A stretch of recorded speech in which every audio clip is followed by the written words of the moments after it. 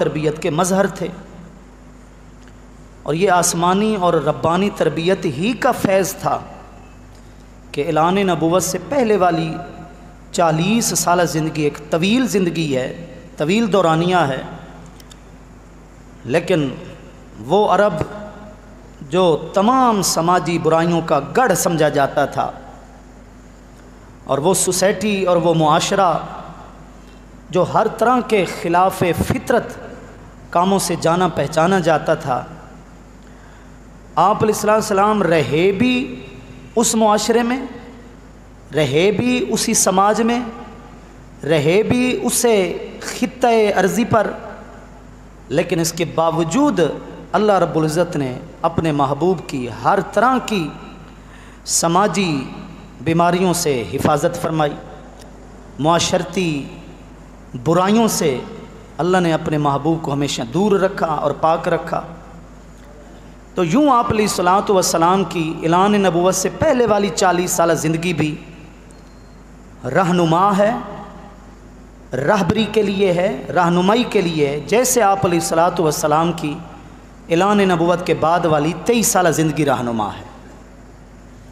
ऐसा नहीं है कि आप अलैहिस्सलातु वस्सलाम की ज़िंदगी के सिर्फ जो आखिरी 23 साल हैं जब आपने इस्लाम का ऐलान किया, सिर्फ वो हमारे लिए नमूना है, बल्कि आप अलैहिस्सलातु वस्सलाम बचपन से लेकर 40 साल तक ऐलान नबूवत तक आपकी ज़िंदगी का एक एक लम्हा हमारे लिए नमूना है। तो एक वाक़या मैंने गुज़श्ता खुतबे में सुना दिया था कि हजर अस्वद को नस्ब करने की बारी आई तो आप अलैहिस्सलातु वस्सलाम ने किस तरह हिकमत से काम लिया और सब कुछ शामिल करते हुए इत्तेहाद और इत्तिफाक की बेहतरीन मिसाल कायम की। एक और बात, बड़ी अहम बात है हमारे समाज के लिए, मुआशरे के लिए, जो लोगों का दर्द रखते हैं, गरीबों के लिए हमदर्दी रखते हैं, ऐसे हजरात के लिए ये वाक़या बड़ा काबिल तवज्जो है और काबिल नसीहत है। ऐलान नबूवत से पहले मक्का के चंद नौजवानों ने, चंद लोगों ने इकट्ठे होकर एक मुआहदा किया। उस मुआहदा का नाम रखा हल्फुल फुदूल। अब ये सीरत की किताबों में हल्फुल फुदूल मुआहदा के नाम से, उन्वान से मशहूर व मारूफ़ है। हुआ कुछ इस तरह के, अरब का एक कबीला था ज़बीद नामी कबीला। वहाँ से एक शख्स आया मक्का के अंदर, उसने आकर अपना सामान तिजारत फ़रोख्त किया। तो मक्का का एक रईस था, सरदार था, बड़ा नामी ग्रामी आदमी था, आस बिन वाइल। इसका बेटा भी सहाबी, इसका पोता भी सहाबी, अम्र बिन आस और अब्दुल्ला बिन अम्र बिन आस। लेकिन आस बिन वाइल दौलत ईमान से महरूम रहा। खैर ये तो ऐलान नबूवत से भी पहले की बात हो रही है। तो आस बिन वाइल ने वो सामान ख़रीदा उस ताजिर से और पैसे न दिए, दिरहम दिनार जो भी मुआवजा बनता था उसने ना दिए। ये चीज़ एक आम थी, ये चीज़ एक आम थी कि नहीं देते पैसे, जो कुछ करना है कर लो, माल नहीं देते। जिस तरह सर फिरे लोग हर दौर में होते हैं, कर ले जो कुछ करना है, लेकर दिखा दे। तो आस बिन वाइल ने कहा कि कोई इसका मुआवजा नहीं है, लेकिन उसने एक मुअस्सिर आवाज़ उठाई। उसने कहा मेरा हक़ और मैं हक़ अपना लेकर रहूँगा, चाहे तू सरदार भी है इस इलाके का। सरदारों में जनाब वडेरों में उसका ज़िक्र होता था, लेकिन उसकी मुअस्सिर आवाज़ उठाने का फ़ायदा ये हुआ, नतीजा ये हुआ कि चंद लोग एक जगह इकट्ठे हुए और उन्होंने आपस के अंदर एक मुआहदा किया कि आज के बाद हमारी जो तंजीम है, हमारा जो एक यूनिट है, हमारा जो एक इत्तेहाद और इत्तिफाक है, ये इसलिए कायम हो रहा है कि हमारे इलाके के अंदर जब भी किसी मज़लूम के साथ जुल्म किया जाएगा, किसी गरीब का हक़ छीना जाएगा, तो हम मिलकर जो है वो गरीब का हक़ दिलवाएंगे, मज़लूम का साथ देंगे और जालिम के ख़िलाफ़ खड़े होंगे। इस मुआहदे का उन्होंने नाम रखा हल्फुल फुदूल। इस नाम से एक मुआहदा पहले भी हो चुका था, कदीम कबीला जुरहम एक मशहूर कौम थी अरब के अंदर, उसी नाम पर यह नाम रखा गया। और उस मुआहदे के अंदर चूँकि फ़दल नामी 3-4 अफराद थे, फ़दल नामी, तो फ़दल से फुदूल बना, जमा हो गया, तो हल्फुल फुदूल ये नया मुआहदा उसी नाम पर ही रखा गया कि चूँकि वो पहले मुआहदा एक हो चुका है तो अब ये उसी नाम पर ही एक मुआहदा है। या दूसरी वजह ये बताई जाती है वजह तस्मिया में से कि ये नाम क्यों रखा गया कि जिनके ख़िलाफ़ ये लोग इकट्ठे हुए थे ना, उन्होंने कहा कि ये फजूल काम के लिए इकट्ठे हुए, इनका मुआहदा एक फ़ालतू काम के लिए है, तो इसलिए उन्होंने इसका नाम हल्फुल फजूल रख दिया। यार एक फजूल काम के लिए ये लोग मुआहदा कर रहे हैं, हम किसी को क्या हक दें, हमारी मर्ज़ी, ये एक फ़ालतू काम के लिए इकट्ठे हो रहे हैं। बताने का मकसद ये है, ये सारी तमहीद आपको सुनाई है, इस मुआहदे के अंदर आप अलैहिस्सलातु वस्सलाम भी शामिल थे।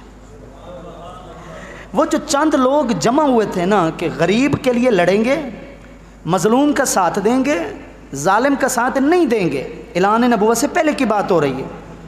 इस मुआहदे के अंदर आप अलैहिस्सलातु वस्सलाम भी एक फ़र्द की हैसियत से शामिल थे, शरीक थे। और मज़े की बात यह है कि आपने ऐलान नबुव्वत भी फरमा लिया, उसके बाद तो यूँ समझें एक शरीयत, मसले मसाइल, फ़ैसले, हकूमत, सारा निज़ाम वो तो आप अलैहिस्सलाम का था।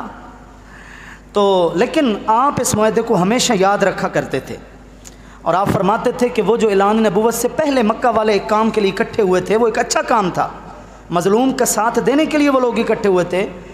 अगर मुझे अब भी दोबारा इस तरह के अच्छे काम के लिए बुलाया जाए तो मैं फिर भी हाजिर हो जाऊँगा। नबीउल अंबिया होकर आप फरमाते थे अब भी कोई ऐसी तंजीम बने जो मज़लूम के साथ देने के लिए और जालिम के ख़िलाफ़ आवाज़ उठाए तो मैं अब भी उसका फ़र्द बनने के लिए तैयार हूँ। बल्कि एक रिवायत में ये आता है कि आप अलैहिस्सलाम यूँ फरमाया करते थे कि अगर मुझे भारी भरकम मुआवजा भी दिया जाता, क्योंकि आप अलैहिस्सलाम को ऐलान नबुव्वत से पहले ही सादिक अमीन समझा तो जाता था, सारे ही आप पर जितना एतमाद करते थे, किसी पर ही एतमाद नहीं करते थे।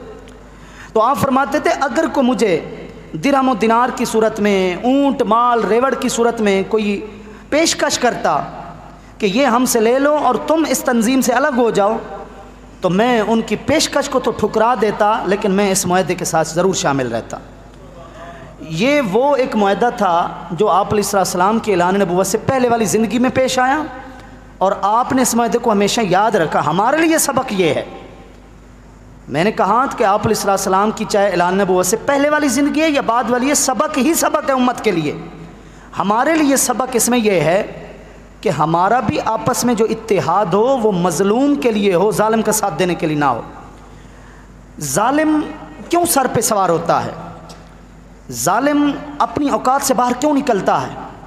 क्योंकि जुल्म के बावजूद भी चंद खुशामदी लोग उसके साथ होते हैं, जिसकी वजह से उसकी शय बढ़ती रहती है। वो समझता है कि शायद मेरे अलावा कोई चीज़ नहीं है।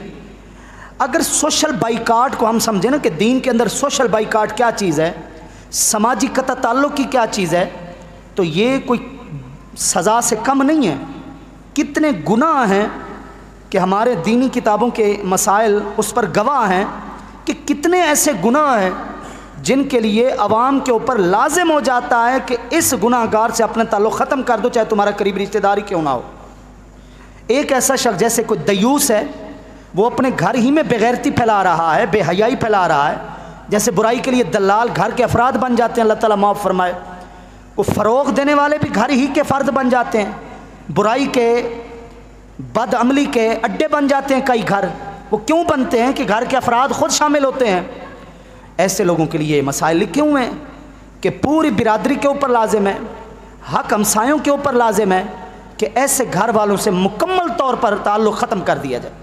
तन्हाई से बड़ी कोई सज़ा नहीं होती। जब ना उसे खुशी में शरीक किया जाएगा, जब ना उसे गमी में शरीक किया जाएगा, तो वो ख़ुद ही मर कर जिएगा और वो बुराई छोड़ेगा।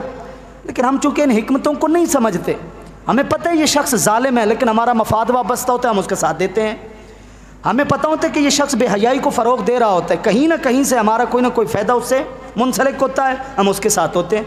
इस वजह से वो बुराई को बुराई समझना ही छोड़ जाता है कि यार 4 बंदे अगर मेरे से रूठ भी गए तो 10 बंदे तो हैं मेरे साथ।